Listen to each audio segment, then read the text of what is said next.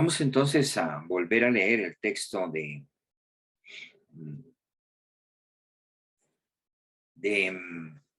Lucas 18. Lucas 18:9. Vamos entonces a leer.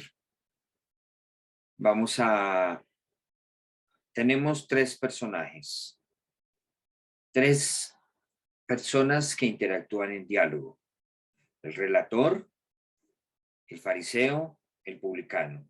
El relator es Jesús, que va narrando la parábola. Entonces, vamos a tener tres personas que van a leer el texto. Por favor, Luz Jenny, vas a ser la relatora, la voz de relator en el pasaje. Neri, por favor, vas a ser el fariseo. Y Amparito, si está ahí, el publicano. ¿Estamos? ¿Sí me recibieron? Neri, Sí, Amparito, señor. Luz Jenny, perfecto. Sí. Bueno, entonces vamos a comenzar leyendo el texto. Luz Jenny, por favor, adelante. A unos que confiaban en sí mismos como justos, a los otros, dijo también esta parábola. Dos hombres subieron al templo a orar, uno era fariseo y el otro publicano. El fariseo, pues, oraba consigo mismo de esta manera: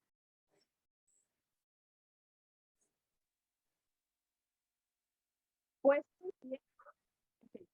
Dios, te doy gracias porque no soy como los otros hombres, ladrones, injustos, adúlteros, ni aún como este publicano. Ayuno 2 veces a la semana, diezmo todo lo que gano.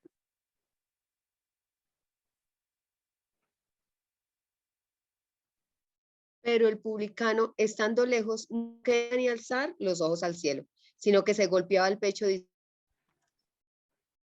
Dios, sé propicio a mí, pecador. digo que este descendió a su casa justificado antes que cualquiera que se enaltece será humillado, y el que se humilla, decir. Muy bien. Ok. Bueno, hoy quiero compartir con ustedes para en este mes ir cerrando nuestro tema de la oración, que nos quedamos con la oración como una necesidad. Y el nombre de esta reflexión de hoy le he colocado autojustificado o justificado por él. Autojustificado o justificado por él.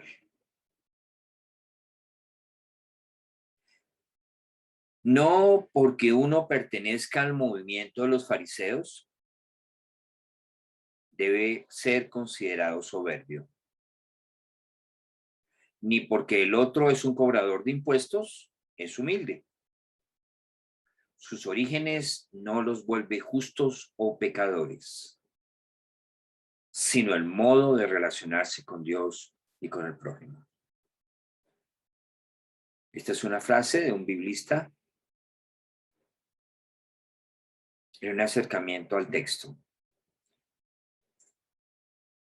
Pensamos que lo que nos hace a nosotros, lo que nos define a nosotros en nuestro contexto social, es la posición social que podemos tener o la actividad que desarrollamos o el rol que asumimos o la posición en la familia que tenemos.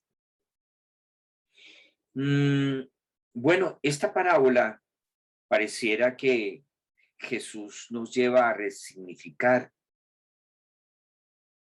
que nuestros orígenes tampoco son los que nos hacen justos.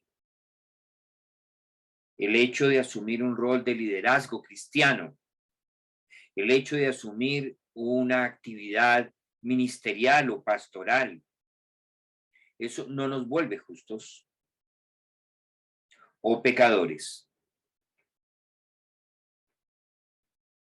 creo que tenemos que aprender a definirnos en función de nuestra relación con Dios y con el prójimo. Creo que la soberbia exactamente no la da la profesión. Sé que puede ser que en la profesión se genere más riesgos para volverme orgulloso, así como lo hace el médico o lo hace el pastor, cualquiera de los dos.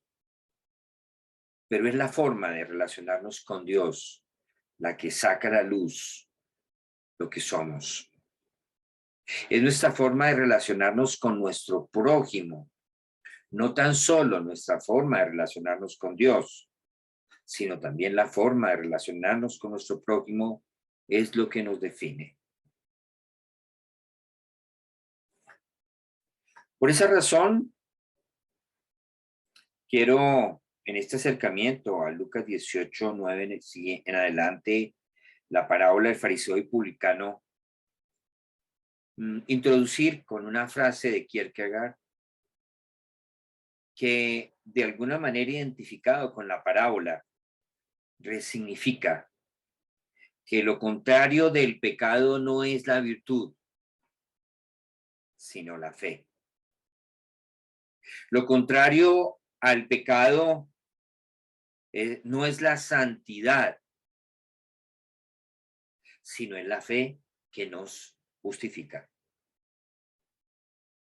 Hemos pensado que lo contrario al pecado es el santo, porque es pecador, el antagónico, y el santo es el antagónico al pecador. Pues la parábola no nos muestra eso. Jesús resignifica el concepto de justicia, de justificación e incluso de oración. Lo contrario del pecado no es la virtud, sino la fe. Una fe que te hace abrir los ojos sobre tu nada y sobre el todo de Dios. Esa es la fe. Una fe que te hace abrir los ojos sobre tu nada. Te hace verte como eres y como Dios te ve. Pero también esa fe ve el todo de Dios. Vemos nuestra miseria, pero también vemos su misericordia. Lo contrario del pecado no es la virtud, sino la fe. Notemos a quiénes está dirigida la parábola. La parábola está dirigida a unos que confiaban en sí mismos. Y a veces nos quedamos solamente en esta parte. Si ve, uno no debe confiar en sí mismo. Si ve que el confiar en sí mismo eso Dios no le agrada, no, eso no es lo que está diciendo el texto. Está diciendo que unos que confiaban en sí mismos como justos y además de eso menospreciaban al otro. Fue a ellos a quien dirige esta parábola. En otras palabras, nosotros somos su auditorio. Hoy, en el siglo XXI también. Miremos que dos hombres subieron y al primero que nombra es al fariseo. Pero al final del texto nos encontramos que los dos descendieron, pero aquí el primero que asciende subió fue el fariseo y aquí el que desciende, pero desciende justificado, es el publicano. El eje de esta parábola no es el fariseo y el publicano. Son las oraciones y las actitudes del fariseo y del publicano. Entonces podemos ver que este fariseo estaba puesto en pie. La actitud del fariseo reflejaba su oración consigo mismo. Pero entonces nos encontramos que el publicano, estando lejos, no quería ni aún alzar los ojos al cielo, sino que se golpeaba el pecho. Dos actitudes muy diferentes. Pero notemos que en el texto los dos claman a Dios. Dios, te doy gracias. Pareciera como más espiritual esta oración, porque comienza dándole gracias a Dios. Y no, comienza es con una oración de confesión. Con una oración de acción de gracias. Pero finalmente oraba era consigo mismo. Mientras que estaba diciendo, sé propicio para mí. Sé tú mi propiciación. Sé tú que soy yo pecador. Entonces, él se reconoce como pecador. Se reconoce como justo y desprecia y menosprecia a los hombres, porque no soy como los otros hombres. No soy como los otros hombres. Para él, su identidad, ese soy, se lo daba su propia justicia. Para su soy, se lo da la justificación en Dios. Por eso es que desciende a su casa justificado. Los dos suben al templo, pero desciende a su casa. Y concluye la parábola. Cualquiera. Aquí no es de fariseos. Cualquiera que se enaltece será humillado. Y el que se humilla será enaltecido. Bueno, en este acercamiento, quiero ubicarlos en dos cosas en el texto para que ustedes puedan visualizar un poco más la realidad de esta parábola. Lo primero es que esto sucede en el templo. Recordemos que el templo estaba ubicado en Jerusalén. Recordemos que el templo al cual se refiere fue el templo que fue construido por Herodes el Grande, que justo cuando nace Jesús muere Herodes y viene luego Herodes Antipas. Entonces nos encontramos con el último templo. Había habido 3 templos. El templo que construyó Salomón, el templo que restauró Zorobabel, en Esdras, en Nehemías, y el templo de Herodes. Entonces allí nos encontramos en el templo de Herodes. ¿Y cuál era el lugar en el cual ellos estaban? Algunos biblistas consideran que ese lugar donde llegaban a orar multitudes era al lado del lugar del altar del sacrificio. O sea que estaban al lado de un lugar donde se hacía misericordia, donde era un lugar de encuentro con Dios. Era el lugar donde se ofrecían los sacrificios como propiciación por los pecados. Allí posiblemente era donde estaban, en el templo, orando el fariseo y el publicano. Entonces, quiero ubicarlos un poquito, primero que todo, en qué parte. Primero que todo, quiero pasarles dos cortos videos. El primero es una canción animada del fariseo y publicano que nos relata sencillamente la parábola para que ustedes la puedan visualizar. Y más o menos la maqueta en el cual se desarrolla la caricatura, el dibujo animado, trata de ser similar al espacio donde posiblemente los dos estaban orando.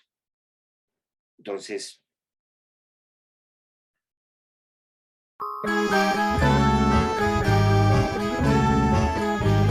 ¿se escucha, Luyeni? Señor. ¿Sí se escucha? Escucha bien. Bueno. Sí, señor. Va caminando un fariseo hacia el templo para rezar al Dios del cielo, como es su obligación. Mientras camina piensa para sus adentros que es un hombre superior. Gracias, Señor, porque me has hecho tan perfecto. Pues hago ayuno, doy limosna, pago el diezmo con rigor. Soy muy correcto y cumplo todos los preceptos. Si me comparo, soy mejor. Yo no soy Señor como son los otros hombres que injustos son y también estafadores, mentirosos y ladrones. Rezaba junto al fariseo un publicano, sin atreverse a levantar los ojos por la humillación. Con gran pudor cubría el rostro con sus manos y así decía en su oración: Oh mi Señor, soy pecador, yo no merezco que me perdones, pero te suplico, dame tu perdón. Quisiera ser un hombre bueno, mas no puedo. Oh mi Señor, ten compasión. El buen Dios oyó la oración del publicano y se conmovió, viéndole tan humillado, perdonó su gran pecado. Le perdonó y olvidó todos sus delitos. Compadecido los borró, después le dio su bendición. Vertió su gracia desde el cielo y lo bendijo. Y al fariseo ignoró. Bueno, solamente para que se hagan una imagen de... Ahora voy a ponerles una... ¿Cuántas palabras se necesitan para hablar inglés? Los científicos de la Universidad de del altar. Sobre el altar había 3 y 4 en primer nivel, Para ubicarlos un poquito. donde los levitas se paraban para tocar sus instrumentos durante la festividad. Ser un nazir o nazareno. Esperaban para traer su ofrenda en el altar y así purificarse totalmente. El recinto que se encontraba en el noreste se llama Lishkata Etzim. Era el depósito de los leños para encender sobre el altar. Aquí, jóvenes Kohanim revisaban que estos no tengan gusanos o bichos. Y por último, en el noreste tenemos Lishkata Nezirim. Aquí se cortaban el pelo aquellas personas que habían prometido ser un nazir o nazareno. Al finalizar el periodo de la promesa, traían una ofrenda y cortaban su pelo en este lugar. En el patio de las damas también se encontraba el pequeño tribunal, o sea, Sanedrín Aktaná, que estaba compuesto por 23 jueces. En todo el perímetro del Ezrat Nashim había un balcón que estaba destinado para las damas durante la festividad.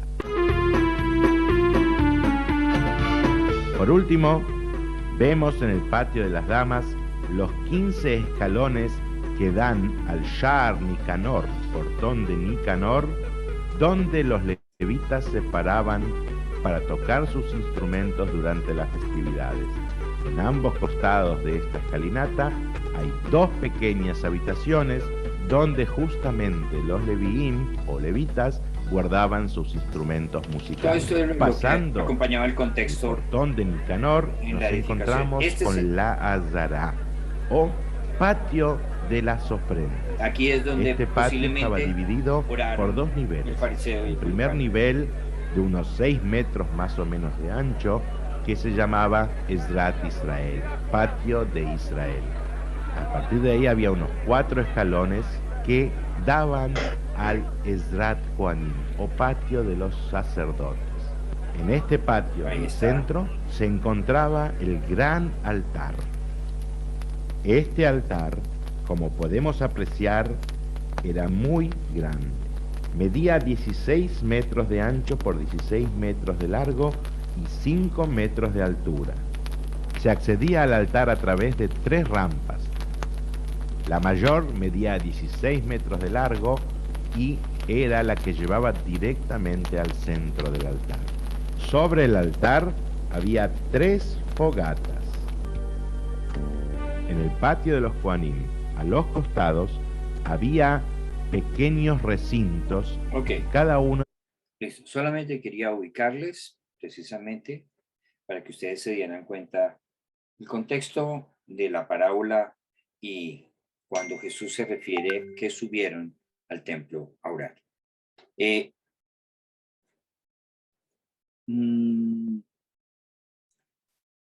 ¿Quiénes eran los fariseos? ¿Quiénes eran los publicanos? En este caso, Jesús nos refiere que a unos que confiaban en sí mismos como justos y menospreciaban a los otros. Esto se había convertido como una forma de vivir la espiritualidad por parte de muchos fariseos. No podemos decir que todos los fariseos eran así, no. Aquellos que confiaban en sí mismos como justos y terminaban menospreciando a los otros. Encontramos fariseos como Pablo, que se convirtió. Encontramos fariseos como José de Arimatea, como Nicodemo. Entonces, no es la condición la que nos hace orgullosos, sino es nuestra relación con Dios la que manifiesta a nosotros nuestra condición de orgullo. Nuestra relación hacia los otros es lo que manifiesta nuestra condición de autojustificación y de menosprecio. Y este menosprecio, miremoslo también desde 2 perspectivas. Puede ser que nosotros como cristianos nos queramos mejor que los otros, pero los otros, que no son cristianos, se creen mejor que nosotros porque no son como nosotros. O algunas personas que en algún momento se apartan de la fe, se creen mejor que los que están allá porque ellos sí reflexionaron y se dieron cuenta de muchas cosas que los otros no se dieron cuenta. El problema es que cuando nosotros nos creemos justos por nosotros mismos, terminamos menospreciando a Dios y menospreciando al prójimo. Entonces, a esos es a quien Jesús dirige la parábola. Como lo hemos dicho, el lugar al cual se pudo haber referido Jesús es el lugar de las ofrendas, el patio de las ofrendas, o el lugar donde se hacían los sacrificios de esas ofrendas. Y usualmente se iban allá más o menos sobre las 3 de la tarde, que era el momento en el cual se sacrificaba el cordero. Y luego se entraba al santuario para quemar el incienso. O sea, ese lugar era un lugar de reconciliación, pues se esperaba misericordia para perdón de los pecados. Eso le da un contexto precisamente a por qué el publicano estaba allí en esa actitud y por qué el fariseo estaba allí con esa actitud. Le da mucho sentido el lugar en donde se estaba desarrollando, donde Jesús quiso desarrollar la parábola cuando dijo que subían al templo. Jesús en esta parábola no está haciendo tanto énfasis en la oración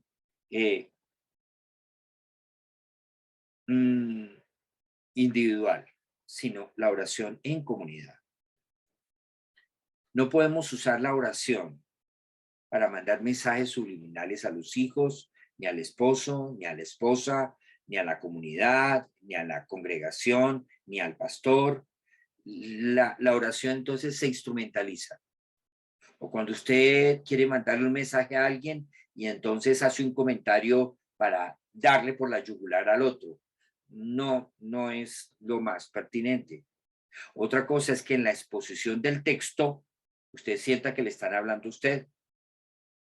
Bueno, yo diría que es el Espíritu de Dios. Ahora, también yo puedo hablar acerca de necesidades identificadas. y en la oración identificamos necesidades. Entonces, allí se está hablando de una oración en comunidad. Iban al culto del sacrificio del cordero o el culto de la propiciación. Entonces, allí vemos que la gracia de Dios es incluyente. Podía ir como un publicano, como podía ir un fariseo. Podían estar en ese lugar de oportunidad, la oportunidad de la misericordia. Entonces, la parábola hace énfasis en las oraciones y en las actitudes de las personas. Miremos que en el texto en el griego, el fariseo utiliza 29 palabras para orar. Y no es por las muchas palabras que vamos a ser escuchados, como lo dijera Jesús. El publicano usa 6 y esas 6 son suficientes. El fariseo usa 29 palabras. En la versión Reina Valera hay 31 palabras, posiblemente algún conector que incluyeron. Pero sí hay 6 palabras en la Reina Valera. Dios mío, sé propicio a mí, pecador. Entonces, la oración no es por la cantidad de palabras que se hace válida, sino son por las palabras que son significativas. Así sean 29, 30 o 6, pero no es por lo largo de las palabras. Entonces aquí tenemos nosotros que revisar también cómo es nuestra oración.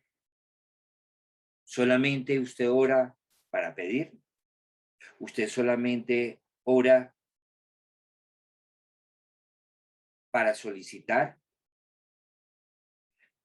Cuando oramos, ¿cómo oramos? Porque la oración revela lo que hay en nuestros corazones. No se trata de que usted ahorita se ponga a juzgar los corazones de los otros. Uy, es que este ora sí, es que este ora sí. Ah, con razón ella. No, ese no es su rol, ni el mío tampoco. Pero el Espíritu da testimonio. Entonces, el énfasis de esta parábola está en las oraciones. ¿En qué nos encontramos allí? Una relación triangular. Allí nos encontramos con que está Dios,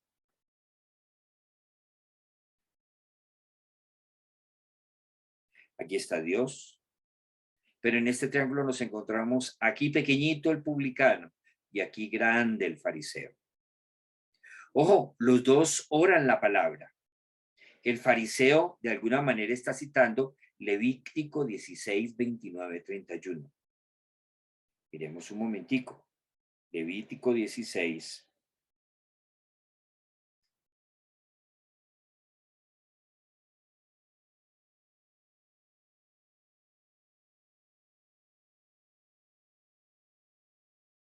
Dice así.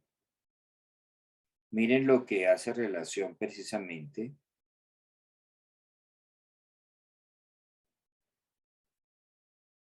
Levítico 16, 29 al 31. Y esto tendréis por estatuto perpetuo en el mes séptimo. A los 10 días del mes afligiréis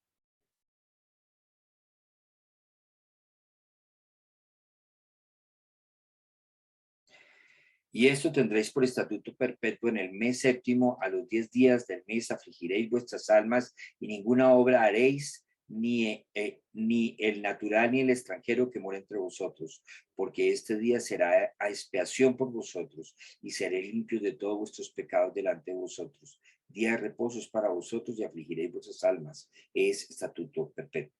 El fariseo estaba citando prácticamente lo que decía la escritura con respecto a lo que debía hacer. ¿Qué debía hacer? Él ayunaba. No era necesario ayunar 2 veces por semana, pero él lo hacía 2 veces por semana. Y además de eso, él daba diezmos de todo lo que ganaba. Podríamos decir que era un buen evangélico, pero en esa buena justificación, era un buen cristiano, o era un buen protestante, o era un buen católico, porque no soy como los otros hombres. Entonces, él mismo establece la ley y la norma por la cual él mismo se mide. Entonces, aquí nos encontramos que hay un triángulo en el cual el mismo publicano cita en su confesión de fe, dicen algunos biblistas, el Salmo 79. Y es lo que prácticamente encontramos en el texto del Salmo 79, el versículo 9. Ayúdanos, oh Dios, de nuestra salvación, por la gloria de tu nombre. Líbranos. Esa es oración. Líbranos. Y perdona nuestros pecados por amor de tu nombre. Esta era prácticamente la oración que tenía el fariseo. Entonces nos encontramos que los dos de alguna manera oraban la palabra, pero el fariseo, su oración en una oración como expresión de confianza en Dios, mientras que el fariseo estaba justificándose delante de Dios. Más bien el publicano oraba esperando que fuese Dios propicio para con él, que Dios fuera su propiciación. Entonces, la oración en una oración de confesión, prácticamente, y pide misericordia, mientras que éste levanta una palabra para darle gracias a Dios de que no es como los otros, una oración que menosprecia a los otros.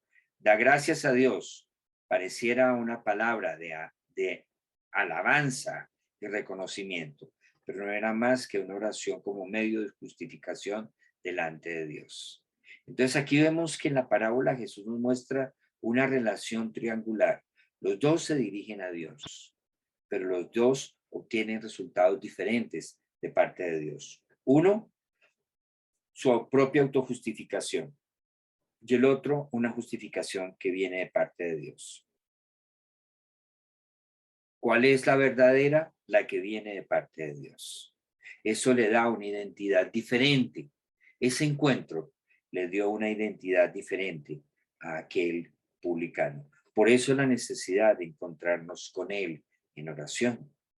Entonces, allí identificamos en esas oraciones dos actitudes diferentes, dos oraciones diferentes, dos relaciones diferentes, dos actitudes diferentes, dos relaciones diferentes y dos oraciones diferentes. Eso es lo que encontramos en el texto. En otras palabras, dime qué hay en tu corazón y te diré qué oras. Dime qué hay en mi corazón y me dirás cómo oro, qué oro. El publicano era un agente de Roma, mientras que el fariseo se veía como un agente de Dios. Siempre era sospechoso de corrupción, porque de alguna manera parte de su rol, el objetivo era despojar al templo de sus ingresos, obligando a los fieles a pagar antes los impuestos que los diezmos, apoyando así la detestada ocupación romana más que el sistema sacrificial. Entonces la presencia del publicano en el templo era inesperada. No era común y corriente que los publicanos fueran al templo, pero Jesús introduce en su parábola un publicano que sube al templo igual que un fariseo. Este publicano, precisamente, este fariseo, estaba integrado a lo que se reconocía en ese entonces como un sistema de la alianza. El hacer buenas obras era poner en práctica la alianza con Dios. Él formaba parte del pueblo del pacto y él se reconocía como una persona de pacto. Pero veía a los otros como que estaban fuera de esa relación y entonces los menospreciaba. Jesús, cuando habla de ellos en algunas situaciones, los identifica como codiciosos, elitistas, y sus interpretaciones eran muy diferentes a las que hacían ellos del texto en ese momento de la Torá, de los libros de la Biblia, que en ese momento ellos tenían acceso, o sea, el Antiguo Testamento. Debido a esa posición que ellos tenían, pues disfrutaban de autoridad delante del pueblo y por esa razón estaban siempre preocupados por la limpieza ritual. Estaban evitando el contacto con las personas que era prácticamente lo que hacía este fariseo en el templo. La oración del fariseo, 2 personas, 2 oraciones, 2 relaciones. La oración del fariseo era una oración diferente. Era una oración que estaba distante del otro. La del fariseo estaba distante del otro para no contaminarse. La del publicano estaba distante del fariseo para no contaminarlo en su condición. La del fariseo era en voz alta.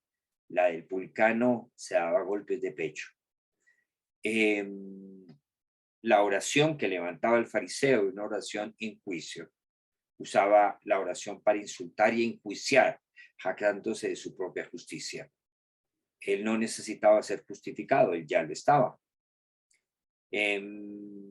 Allí el recaudador, sus palabras son pocas.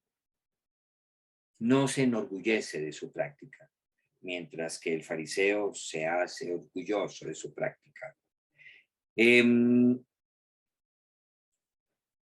Hay 2 lenguajes corporales diferentes. Uno está de pie, el otro está posiblemente reclinado, no se atrevía ni siquiera a mirar a Dios. Un lenguaje no verbal de angustia, de frustración, de dolor. Creo que esa oración del publicano reconocía una actitud necesaria de arrepentimiento. No iba delante de Dios en arrogancia. No entramos delante de Dios para pedir por otros de forma arrogante, porque a veces vamos a pedir por aquellos perdidos, por aquellos que matan, por las guerrillas. Sí, Señor, que nosotros no somos como ellos. No, le aseguro que tenemos la misma naturaleza. La única diferencia es Jesús en nosotros. No hay otra. No es por nuestra condición familiar, nuestra tradición religiosa, nuestra formación ministerial, nuestra pastoral y liderazgo, nada de eso. Eso no es lo que nos hace diferentes. Lo que nos hace diferente es su gracia. Si Él quita la gracia de Él sobre nosotros, somos peores que aquellos que consideramos peores que nosotros.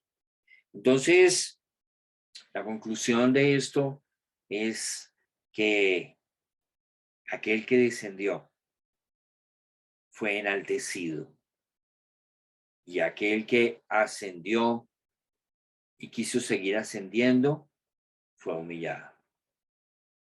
Pero aquel que fue enaltecido fue liberado, fue redimido, mientras que el otro siguió bajo la necesidad de reconocer a Dios en su vida. ¿Qué podemos sacarle a esta hermosa parábola? Muchas cosas, pero muchas cosas podemos sacarle. En la oración, qué especial encontrarnos con el Dios que nos justifica. Muchas personas cuando se distancian de la fe del Señor, les da vergüenza ir donde el Señor porque se sienten sucios. Bueno, pues el Señor espera que vayan allá, así como están, para permitir que Él los limpie con su gracia, con su preciosa sangre. No espere limpiarse para ir. Pero cuando nos acercamos a Él para, así como el publicano, con una actitud de arrepentimiento, no de autosuficiencia, muchas veces desafiamos a los otros por lo que estamos haciendo, porque lo que estamos haciendo está bien hecho. Los otros lo están haciendo mal. La oración descubre al Dios que justifica por gracia, que nuestras necesidades expuestas en oración muestren al Dios que justifica por su gracia. Jesús nos confronta a nosotros con respecto al concepto de justicia. Justicia no es darle a cada cual lo que le corresponde en esta parábola. Según eso, pues le daría entonces al fariseo. sino en esta parábola Jesús nos muestra que el concepto de justicia de Dios es otro. El concepto de justicia es que Dios le da a aquel que reconoce su necesidad, pero no se la merece. Entonces nos confronta en el cambio el concepto de justicia, porque hablamos de equidad para todos, pero ¿quién define qué es equidad? ¿La cultura? ¿La ciencia? ¿La tradición? ¿O Dios? Entonces, el concepto de justicia, posiblemente muchos habríamos hecho un reclamo a Dios. ¿Por qué a ese que no se merece, porque no se comporta como tú esperas, le das y a mí no? Que muchas veces nosotros en nuestras oraciones clamamos eso. Pero Señor, yo te sirvo y es impío, no. ¿Por qué le respondes a él y a mí no? O sea, William, me estás diciendo que tú eres más justo que él y por eso quieres que yo te dé a ti y te responda. Pues esa no es la base de la oración. La base de la oración no es tu propio concepto de justicia propia. Entonces muchos se molestan porque sí, a los que no son cristianos, a ellos sí Dios le da y a mí no. A ellos sí tienen trabajo y yo no. No, ese no es el sentido de justicia de Dios. Ahora hay otra cosa que también nos deja allí, la parábola, muy de aplicación para nosotros, y es típico en nuestras comunidades. La pasión por la santidad termina eliminando en nosotros el amor. Queremos que nuestros hijos se conviertan, pero no los queremos amar. Queremos que nuestra mamá, nuestro hermano, nuestro papá, nuestra esposa se convierta. Y entonces le embutimos el texto bíblico, pero no la amamos. Entonces a los jóvenes le metemos una cantidad de cosas que es lo que tienen que hacer y lo que no tienen que hacer, porque esa es pasión por la santidad a Jehová. Y terminamos eliminando el amor que emana de la cruz de Cristo. Eso fue lo que le pasó al fariseo. Jesús también resignifica en esta parábola el sentido de justicia, como les acabo de decir. El sacrificio no cubre al que se cubre con su propia justicia. El sacrificio de Jesús no sirve para alguien que se justifica. O sea, se cree tan bueno que, tan justo, tan santo, que no necesita ni siquiera de la justicia divina.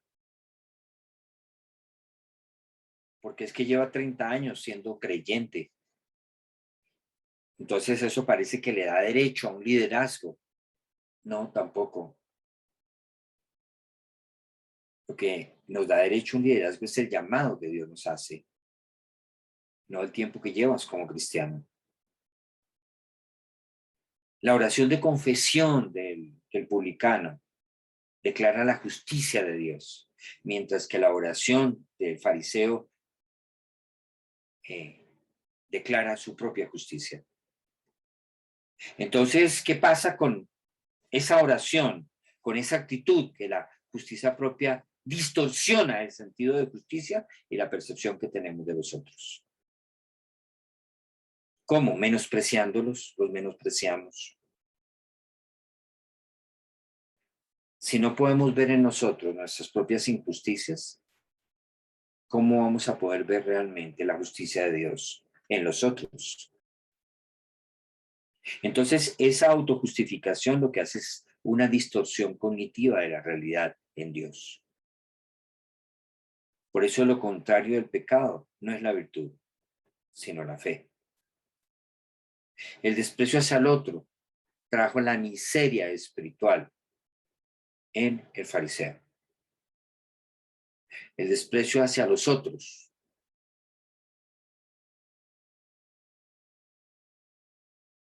puede traer nuestra propia miseria. Podemos ser expertos en ver el pecado del otro, pero eso nos lleva a una actitud de falta de misericordia. Falta de misericordia para con el otro. Esa crítica destructiva esa crítica en secreto contra el otro, que a veces crece en nuestros corazones con respecto al hermano, con respecto a las relaciones que construimos como familia, como comunidad. Nos lleva de esa experticia a ver el pecado en el otro, nos lleva a no ver la misericordia de Dios. Miren lo que dice Humberto Casanova Roberts. La pasión por la santidad termina eliminando en nosotros el amor que emana de la cruz de Cristo. El amor por los perdidos con el amor por los que están atrapados en el pecado, con el amor por el pecador. La rigidez de la moralidad puede alejarnos de la experiencia de la gracia de Dios. Y creo que una de las cosas que la iglesia cristiana ha tenido es esa, moralismo. No una ética basada en los valores del reino, sino un moralismo religioso, sobre todo frente a los grupos de izquierda, frente a los grupos LGTBI y en algunas congregaciones, frente a otras congregaciones. Entonces, cuando nos justificamos por nosotros mismos, terminamos separados de Dios, separados de los demás, en una condición de una superioridad moral, una obsesión por la rectitud que nos va a llevar a distanciarnos y a creer que hay escalas de santos, unos más santos que otros. Y ese juicio moral nos lleva a condenar al prójimo. Y esa condenación del otro es una distorsión de la justicia de Dios en nosotros y con nosotros. Para concluir, nos volvemos intolerantes para ver el sufrimiento del otro. Sí, eso le pasa, eso le pasó por lo que hizo. Eso le pasó porque no diezmó. Eso le pasó porque no hizo devocional. Eso le pasó porque no ofrendó. Eso le pasó. Nuestra relación con Dios, nuestros diezmos, nuestras ofrendas, honran a Dios. Por eso nos honran a nosotros. Por eso dice Proverbios, honra al Señor con tus bienes. Y entonces nuestros graneros. ¿Por qué? Aquí no se trata de entrar a negociar. Si tú honras a Dios, allí encontrarás la honra que Dios te da a ti por honrarlo. Cuando tú honras a otro, dándole, a otro necesitado dándole, Dios te honra. Hay más dicha en dar que en recibir. Entonces, cuando entramos en esos recuadros de nuestra propia justificación, ¿qué pasa? Que nos perdemos en nosotros y en nuestra propia justicia. Entonces crecemos intolerantes ante la realidad y el impacto del pecado en la vida de los otros y de nosotros mismos. Por esa razón, concluyendo, nada nos puede alejar más de Dios que la confianza en nosotros mismos, que el orgullo basado en su propia justicia. No hay nada que esconda más el rostro de Dios que la moralidad. Que en nosotros crezca la imagen de Jesús y que desde allí podamos expresar el amor a otros.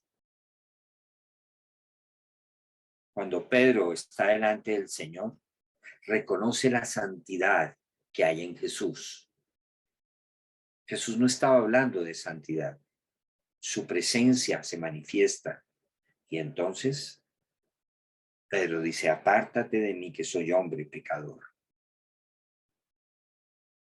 Qué tremendo que el amor sea de tal impacto que puedan ver en nosotros la misericordia de Dios para perdonar y encontrar un puente de provisión, así como lo encontró aquel publicano delante del altar de las ofrendas, para encontrarse con el amor de Dios que transforma. Oremos, Señor.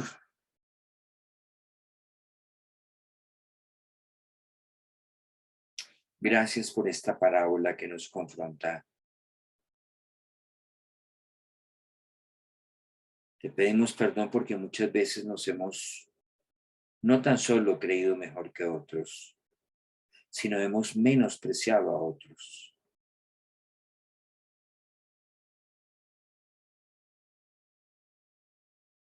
No tan solo nos hemos creído mejores cristianos, sino hemos menospreciado su forma de vivir el cristianismo. Perdónanos, Señor, por hacernos jueces y no facilitadores de tu gracia. Perdónanos, Señor, por los comentarios que hacemos de otros. Comentarios donde despreciamos o menospreciamos lo que otros son, lo que hacen, lo que dicen o lo que saben. Guárdanos, Señor, como comunidad, como familias, como personas. Y enséñanos a ver en nosotros, saca de nosotros ese fariseo, pero saca de nosotros también ese publicano para encontrarse contigo. Crea en nosotros, oh Dios, un corazón contrito y humillado. Renueva en nosotros un espíritu recto. Ve si hay en nosotros camino de perversidad y guíanos, Señor, por el camino de vida, por el camino eterno. En tu nombre oramos. Amén. Y amén.